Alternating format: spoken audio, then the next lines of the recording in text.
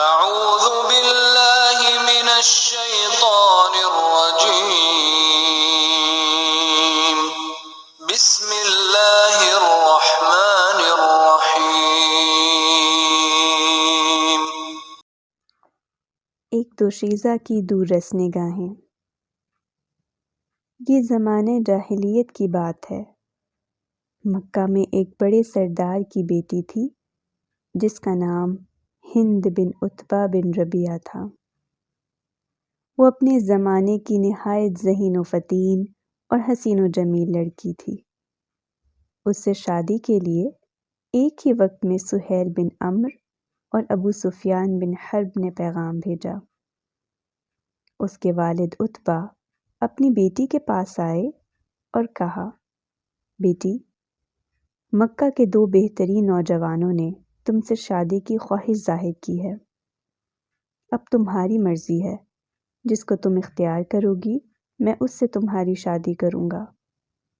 ہند کہنے لگی، ابا جان، ان دونوں کی عادات اور خصائص سے مجھے آگاہ کریں تاکہ مجھے فیصلہ کرنے میں آسانی ہو۔ عتبہ نے سہیل بن عمرو کا تعارف کچھ اس طرح سے کرایا۔ سہیل بن عمرو خاندان کا منتخب اور بہتر آدمی ہے۔ زندگی کے ناز و نام کی سہولتیں اس کو میسر ہیں۔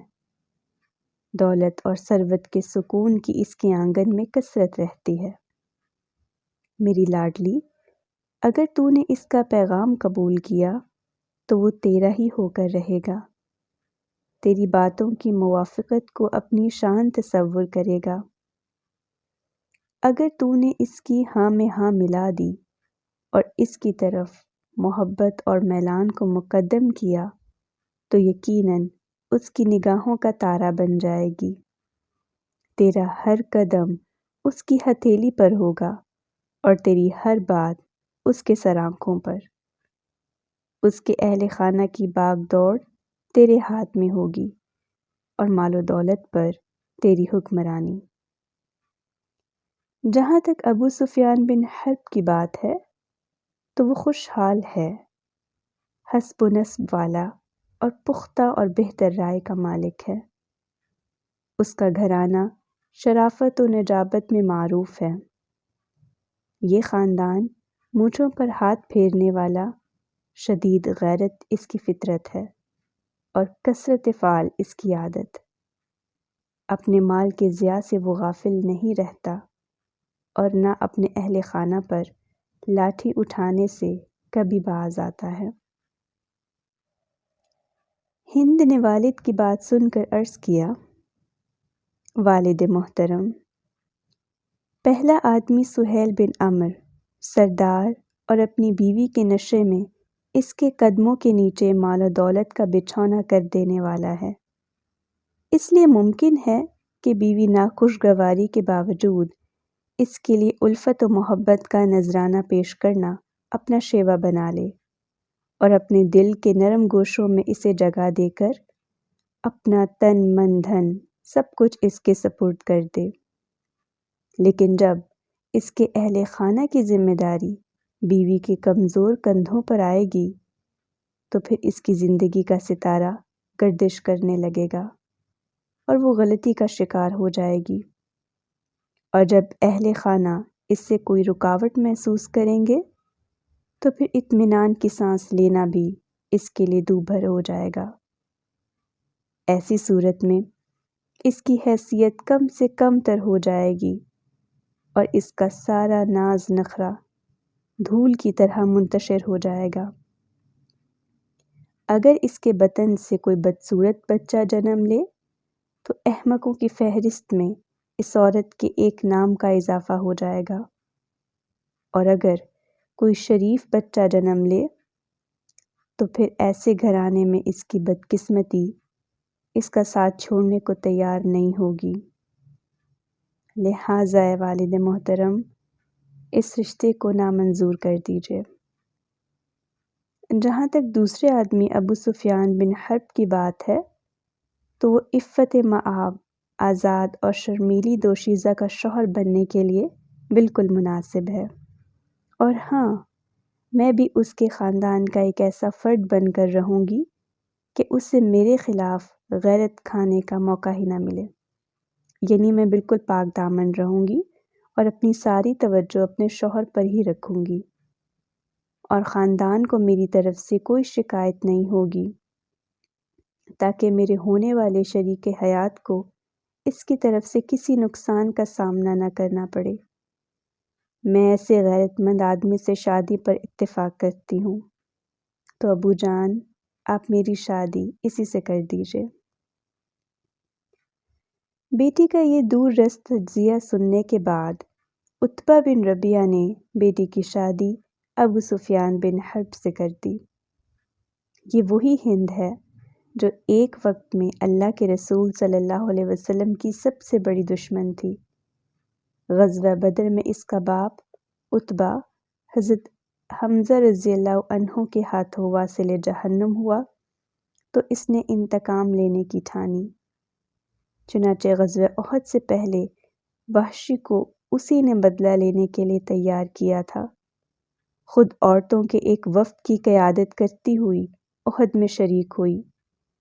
پھر وقت آیا کہ فتح مکہ کے بعد اس نے اسلام قبول کر لیا۔ چھپتی ہوئی اللہ کے رسول صلی اللہ علیہ وسلم کے پاس بیعت کے لیے آئی۔ جب آپ نے اسلام کی شرائط میں ذکر فرمایا کہ زنا نہیں کرنا تو بے اختیار پکار اٹھی کہ کیا آزاد عورت بھی ایسی گھٹیا حرکت کی مرتکب ہو سکتی ہے؟ اس خاتون کے بطن سے ایک ایسی شخصیت نے جنم لیا جو عرب کی نہایت ذہین و فطین، متحمل مزاج اور کامیاب سیاسی شخصیت تھی، جس کو دنیا امیر معاویہ رضی اللہ عنہ کے نام سے جانتی ہے۔ اگلی کہانی، خلیفہ کو دعا یا بد دعا۔ ایک عورت ہارون الرشید کی خدمت میں حاضر ہوئی۔ اس وقت ہارون الرشید کے خاص اصحاب اس کے ہمراہ بیٹھے ہوئے تھے۔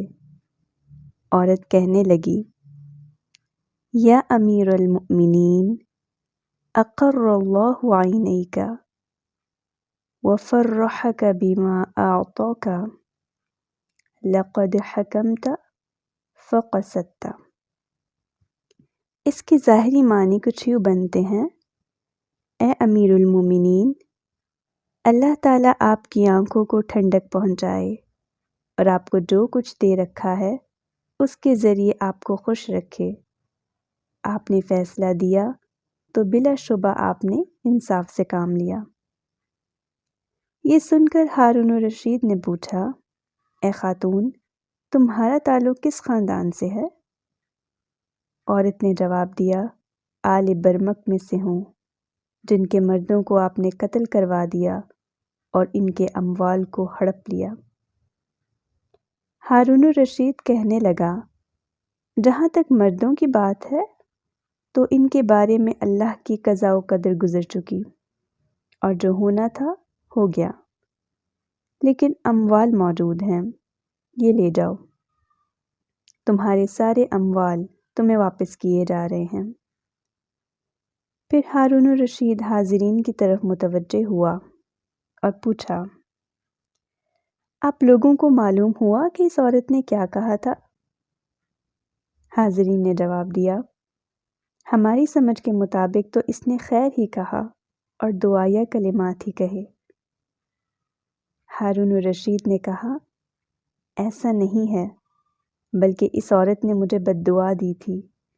اس نے کہا، اقر اللہ عینیک، یعنی اللہ تعالیٰ تمہاری آنکھوں کو حرکت کرنے سے روک دے، اور ظاہر ہے جب آنکھوں کی حرکت رک جائے گی تو ٹھنڈی ہو جائیں گی۔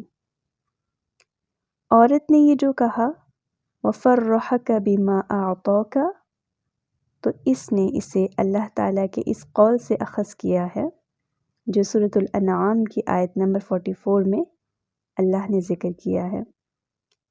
یہاں تک کہ جب وہ ان بخششوں میں جو انہیں عطا کی گئی تھیں خوب مگن ہو گئے تو اچانک ہم نے انہیں پکڑ لیا۔ اور عورت نے یہ جو کہا، حکمت فقصدت، تو اس نے اسے اللہ کی اس آیت سے لیا ہے، وَأَمَّا الْقَاسِطُونَ فَكَانُوا لِجَهَنَّمَ حَطَبًا، اور جو ظالم ہیں وہ جہنم کا ایندھن بنیں گے۔ حاضرین ہارون الرشید کی ذہانت اور عربی دانی پر بہت خوش ہوئے۔ بڑھیا کے حشاش بشاش رہنے کا راز۔ ایک خاتون بڑھاپے کی منازل طے کر رہی تھی، مگر اس کا چہرہ حشاش بشاش اور انتہائی خوبصورت تھا۔ لگتا نہیں تھا کہ وہ کسی بوڑھی عورت کا چہرہ ہے، بلکہ وہ چہرے مہرے سے جوان عورت معلوم ہوتی تھی۔ کسی نے پوچھا، آپ کی عمر لمبی ہو چکی ہے، بڑھاپے کے صحرا میں آپ کی زندگی کا سفر جاری ہے، مگر تعجب ہے کہ آپ کا چہرہ بہت ہی صاف اور شفاف ہے۔ آخر آپ کیا طریقہ اختیار کرتی ہیں جس کے باعث آپ کا چہرہ جوان عورت کا چہرہ معلوم ہوتا ہے؟ بوڑھی خاتون نے جواب دیا، بہن، میں وہ طریقہ استعمال کرتی ہوں جس سے اکثر و بیشتر خواتین ناواقف ہیں۔ میں نے یہ نسخہ کائنات کے سب سے بڑے معالج سے لیا ہے، جس کے استعمال کے بعد انسانی خواہشات ختم ہو جاتی ہیں، حالانکہ انسانی خواہشات کا لامتناہی سلسلہ ختم ہونے میں نہیں آتا۔ رسول اکرم صلی اللہ علیہ وسلم کا ارشاد ہے، جو حضرت ابن عباس رضی اللہ عنہما سے مروی ہے، کہ اگر ابن آدم کو 2 وادیاں سونے اور چاندی کی مل جائیں تو وہ تیسری وادی کی خواہش کرے گا۔ بات یہ ہے کہ ابن آدم کا پیٹ صرف مٹی ہی بھر سکتی ہے۔ میں بھی ہر روز میک اپ کرتی ہوں۔ میرے میک اپ کی تفصیل کچھ اس طرح سے ہے کہ میرے دونوں ہونٹوں پر حق غالب رہتا ہے، میری آواز کی گنگناہٹ ذکر و اذکار ہے، میری آنکھوں کا میک اپ اب غض بصر یعنی نگاہ کی پستی ہے، میرے دونوں ہاتھوں کی سجاوٹ احسان کرنا ہے، میرے قدموں کی خوبصورتی استقرار و استقامت ہے، میرے دل کا قرار حب الہی ہے، میری عقل کا سنگار حکمت و دانائی ہے، میرے نفس کی غذا اطاعت و فرمانبرداری ہے، میری خواہش کی انتہا ایمان ہے۔ یہی میرا میک اپ ہے جس کو اپنانے پر میرے چہرے کو یہ رونق نصیب ہوئی ہے جو آپ کے سامنے ہے۔ اگلی کہانی، خلیفہ کا جواب۔ علامہ ابن جوزی خلیفہ معتضد باللہ کے ایک خادم خاص کے حوالے سے نقل کرتے ہیں کہ خلیفہ معتضد باللہ ایک روز دوپہر کے وقت قیلولہ کر رہا تھا اور ہم خدام اس کے پلنگ کے گرد تھے۔ یکایک خلیفہ گھبرایا ہوا بیدار ہوا تو خلیفہ نے کہا، تم لوگ جلدی سے دریائے دجلہ کی طرف جاؤ، وہاں پہلی کشتی جو خالی آتی دکھائی دے اس کو روک کر وہیں محفوظ جگہ لنگر انداز کر دو اور اس کے ملاح کو پکڑ کر میری خدمت میں حاضر کرو۔ خلیفہ کا حکم ملتے ہی ہم لوگ بلا وقت ضائع کیے دریائے دجلہ کی طرف روانہ ہو گئے۔ وہاں ایک خالی کشتی آتی ہوئی دکھائی دی۔ ہم کشتی بان کو پکڑ کر خلیفہ کے دربار میں لائے۔ ملاح کی نظر جب خلیفہ پر پڑی تو انتہا کا خوف زدہ ہو گیا، جیسے اس کی جان ابھی نکل جائے گی۔ خلیفہ زوردار آواز میں گرجتے ہوئے بولا، اے ملعون، اس عورت کے بارے میں پوری باتیں سچ سچ بتاؤ جسے تو نے آج ہی قتل کر کے اس کا سارا ساز و سامان چھین لیا ہے، ورنہ ابھی گردن تیری تن سے جدا کر دوں گا۔ ملاح نے تھوڑا سا پس و پیش کیا، مگر پھر جان کے خوف سے کہنے لگا، ہاں اے امیر المؤمنین، میں صبح سویرے دجلہ کے فلاں گھاٹ پر تھا۔ اتنے میں ایک خوبصورت عورت نمودار ہوئی۔ میں نے اس جیسی عورت کبھی نہیں دیکھی تھی۔ اس نے بڑا ہی عمدہ لباس پہن رکھا تھا۔ اس کے ہاتھ پاؤں اور گردن میں قیمتی زیورات اور ہیرے جواہرات تھے۔ میرے دل میں لالچ آ گیا تو میں نے اس کو دھوکہ دے کر اس کے منہ میں کپڑا ٹھونس دیا اور پانی میں ڈبو کر اسے مار ڈالا۔ پھر اس کے سارے کپڑے اور زیورات اور جواہرات اس کے جسم سے اتار لیے۔ مجھے خدشہ ہوا کہ اگر یہ چیزیں لے کر میں اپنے گھر جاؤں گا اور اس عورت کے قتل کی خبر پھیلے گی تو یہ اشیاء میری گرفتاری کا سبب بن جائیں گی۔ اس لیے میں نے واسط کی طرف بھاگ جانا چاہا، مگر راستے میں آپ کے سپاہیوں نے ہلہ بول دیا اور مجھے پکڑ کر آپ کے پاس لے آئے۔ خلیفہ نے پوچھا، اس عورت کے زیورات اور دیگر اشیاء کدھر ہیں؟ ملاح نے بتایا، کشتی کے نچلے خانوں میں چھپا کے رکھے ہیں۔ خلیفہ نے وہ سارے زیورات اپنے سپاہیوں سے کہہ کر منگوائے۔ بہت سا زیور تھا۔ سپاہیوں کو حکم دیا کہ اس جگہ جہاں ملاح نے عورت کو ڈبویا تھا اسے بھی پانی میں ڈبو کر مار ڈالا جائے۔ سپاہیوں نے حکم کی تعمیل کی اور اسے پانی میں ڈبکیاں دے کر مار ڈالا۔ پھر خلیفہ نے اعلان کروایا کہ جو کوئی اس مقتول عورت کا وارث ہے وہ آ کر عورت کے زیورات لے جائے۔ یہ اعلان بغداد کے بازاروں میں 3 دنوں تک ہوتا رہا۔ 3 دنوں کے بعد عورت کے گھر والے خلیفہ کے دربار میں حاضر ہوئے۔ خلیفہ نے انہیں عورت کے زیورات اور لباس وغیرہ دے دیے۔ پھر خلیفہ کے خادم نے پوچھا، اے امیر المؤمنین، آخر آپ کو اس راز کا کیسے پتہ چلا؟ خلیفہ نے کہا، خواب میں مجھے ایک شخص پکار کر کہہ رہا تھا، اے احمد، اے احمد، اس وقت سب سے پہلے جو ملاح کشتی لے کر آئے اس کو گرفتار کرو اور اس سے اس عورت کے متعلق دریافت کرو جس کو اس نے آج قتل کر کے اس کا سارا سامان چھین لیا ہے۔ پھر اس پر حد جاری کرو۔ میں نے اسی خواب پر عمل کیا اور جو کچھ حقیقت تھی تم نے دیکھ ہی لی۔ اگلی کہانی، ایسا بھی ہوتا ہے۔ شیخ ابو الوفا بن عقیل کہتے ہیں، میری ایک دوست نے مجھے بتایا کہ ایک عورت شام کے وقت ایک نوجوان کمارے کپڑا فروش کی دکان کے دروازے کے پاس جا کر بیٹھ گئی۔ جب وہ دکان بند کرنے لگا تو اسے وہ عورت نظر آئی۔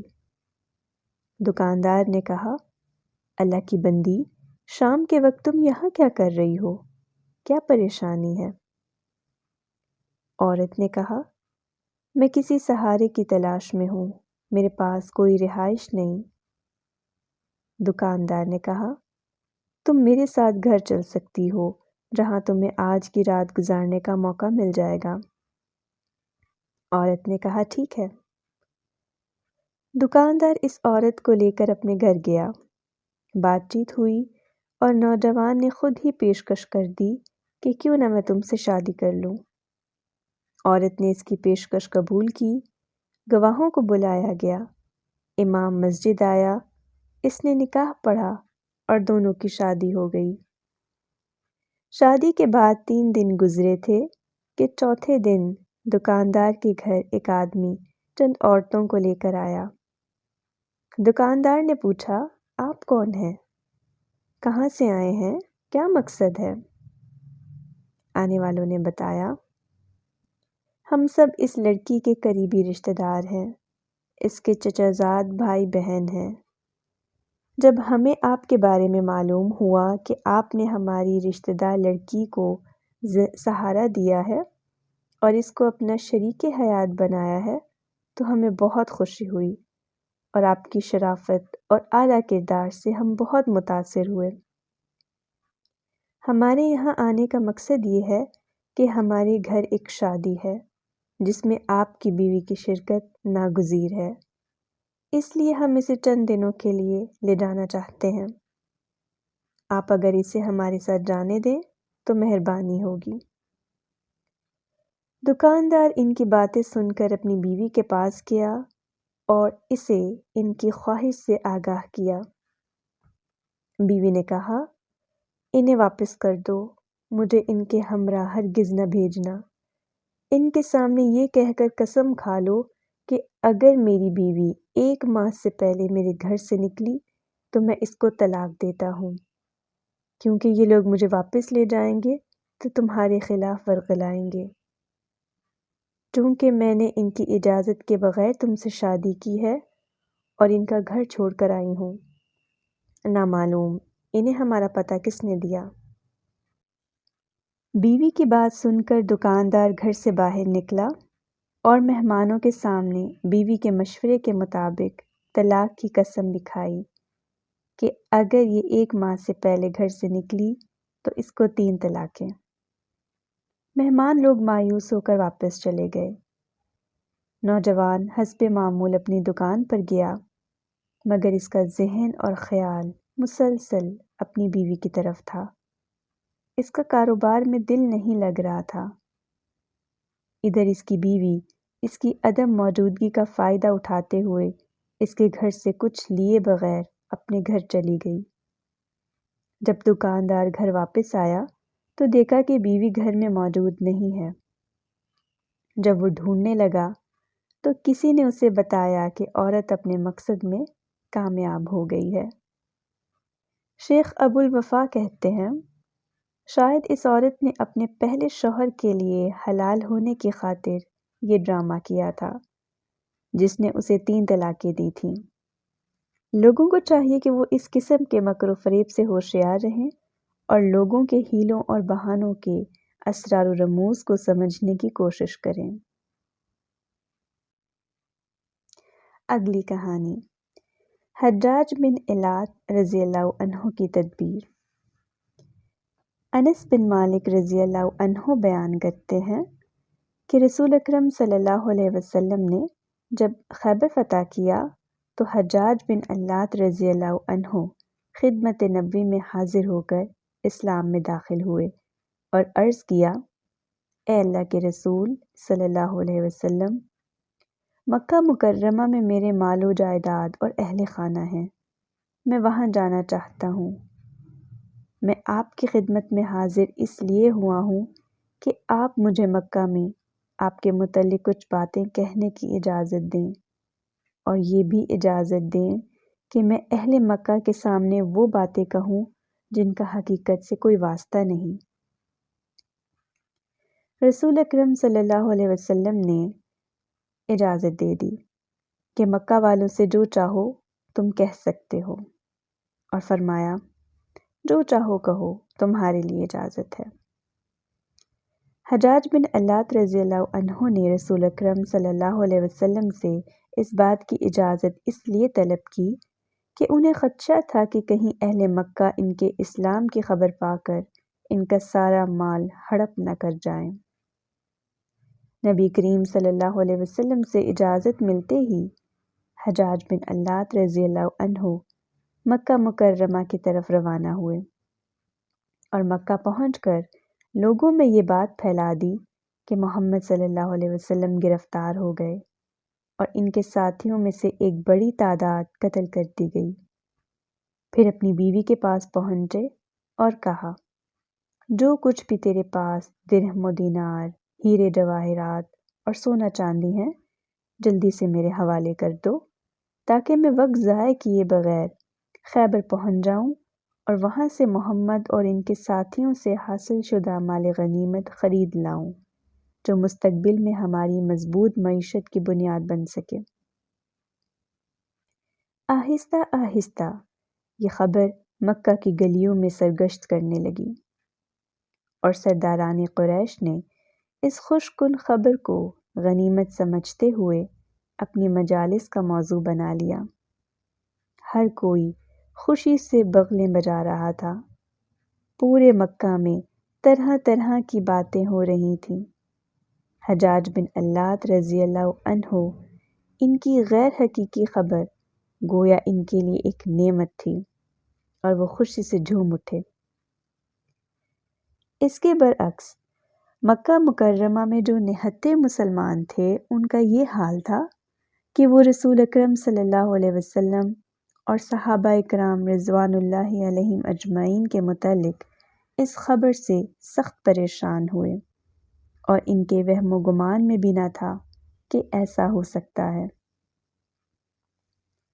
رسول اکرم صلی اللہ علیہ وسلم کے بارے میں مسلمانوں کے کانوں سے اس افواہ کا ٹکرانا کہ محمد صلی اللہ علیہ وسلم گرفتار کر لیے گئے اور ان کے بہت سارے صحابہ مقابلے میں نکلنے والے ہتھیار پوش جنگجوؤں کی تلواروں کا لقمہ بن گئے، کوئی معمولی بات نہیں تھی۔ مسلمانوں کے لیے مکہ کے عظیم پہاڑوں کو مدینہ تک اور مدینہ کے بڑے بڑے پہاڑوں کو مکہ تک چلچلاتی دھوپ میں پیادہ پا چل کر طے کر لینا آسان تھا، مگر انہیں یہ قطعاً گوارا نہیں تھا کہ لمحہ بھر کے لیے بھی رسول کریم صلی اللہ علیہ وسلم کو کوئی تصوراتی ذکر بھی پہنچے۔ مسلمانوں کے رنج و غم کی اس کیفیت میں رسول اکرم صلی اللہ علیہ وسلم کے چچا عباس بن عبد المطلب رضی اللہ عنہ سر فہرست تھے، جنہوں نے مورخین اسلام کے قول کے مطابق مکہ ہی میں اسلام قبول کر لیا تھا، لیکن مصلحت کے پیش نظر اپنا اسلام مکہ والوں سے چھپائے ہوئے تھے۔ کانوں کان جب رسول اکرم صلی اللہ علیہ وسلم کی گرفتاری اور صحابہ کرام کے قتل کی جھوٹی خبر ان تک پہنچی تو مارے غم کے کلیجہ تھامے اسی جگہ بیٹھ گئے جہاں کھڑے تھے۔ پھر اٹھنا چاہا مگر طاقت ایک دم جواب دے چکی تھی، جس کی وجہ سے وہ اٹھ نہ سکے۔ مورخین کا بیان ہے کہ حضرت عباس رضی اللہ عنہ اس صدمے سے لیٹ گئے اور اپنے سینے پر اپنے چھوٹے صاحبزادے کو بٹھا لیا۔ پھر غم کو ہلکا کرنے کے لیے شعر گنگنائے اور ایک غلام کے ذریعے حجاج بن اللات رضی اللہ عنہ کو بلا بھیجا۔ حجاج بن اللات نے غلام کو یہ کہہ کر بھیجا کہ جا کر ابو فضل کو میرا سلام دو اور ان سے کہو کہ اپنے گھر کا کوئی کمرہ خالی کرا لیں تاکہ میں ان سے تنہائی میں بات کر سکوں۔ نیز یہ بھی بتا دینا کہ میرے پاس ان کے لیے ایک خوشخبری ہے۔ غلام واپس آیا اور دروازے پر پہنچتے ہی کہنے لگا، اے ابو الفضل، خوشخبری قبول کریں۔ حضرت عباس یہ سنتے ہی خوشی سے اچھل پڑے اور غلام کی پیشانی پر بوسہ دے کر پوچھا، عزیز من، کیا خوشخبری ہے؟ غلام نے انہیں حجاج بن اللات کے پیغام سے آگاہ کیا۔ خوشخبری کا لفظ سنتے ہی ابو الفضل عباس رضی اللہ عنہ نے اسے آزاد کر دیا۔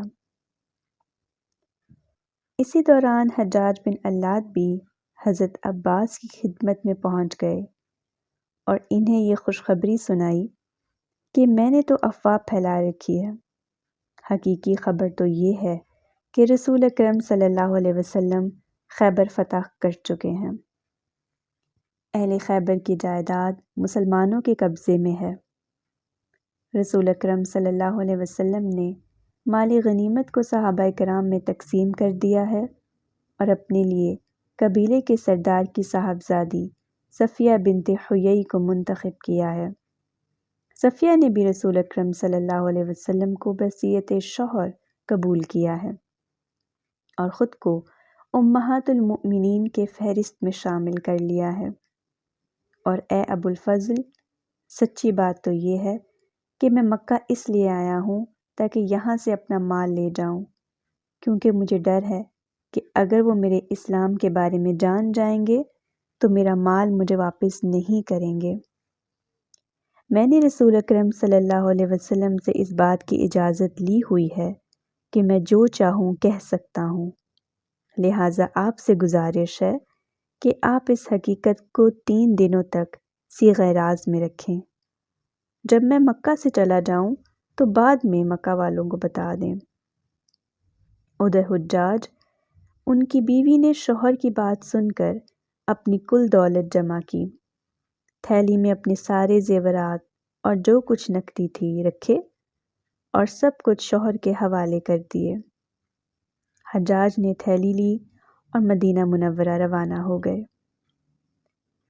3 دن کا وقفہ گزرنے کے بعد حضرت عباس بن عبد المطلب رضی اللہ عنہ حجاج بن اللات رضی اللہ عنہ کے گھر پہنچے اور پوچھا، تمہارے شوہر کا کیا حال ہے؟ اس نے پوری داستان ان کو سنائی کہ محمد گرفتار ہو گئے اور ان کے ساتھیوں کو بھی قتل کر دیا گیا اور خیبر والوں نے ان کے اموال پر قبضہ کر لیا ہے۔ میرے شوہر مال غنیمت خریدنے گئے ہیں تاکہ سستے داموں انہیں کافی سودا مل جائے۔ پھر بولی، اے ابو الفضل، اللہ آپ کا غم ہلکا کرے، ہمیں معلوم ہے کہ یہ خبر ضرور آپ پر گراں گزری ہوگی، ہمیں آپ کی تکلیف سے رنج پہنچا ہے۔ حضرت ابن عباس رضی اللہ عنہ نے اس سے کہا، یقیناً اللہ مجھے رنج و غم سے محفوظ رکھے گا۔ تجھے میں اتنا بتانا چاہوں گا کہ اللہ نے خیبر کو اپنے رسول کے ہاتھوں فتح کرا دیا ہے، ان کے اموال مسلمانوں کے قبضے میں آ چکے ہیں اور سردار کی بیٹی صفیہ کو رسول اکرم صلی اللہ علیہ وسلم نے اپنی زوجیت میں شامل کر لیا ہے۔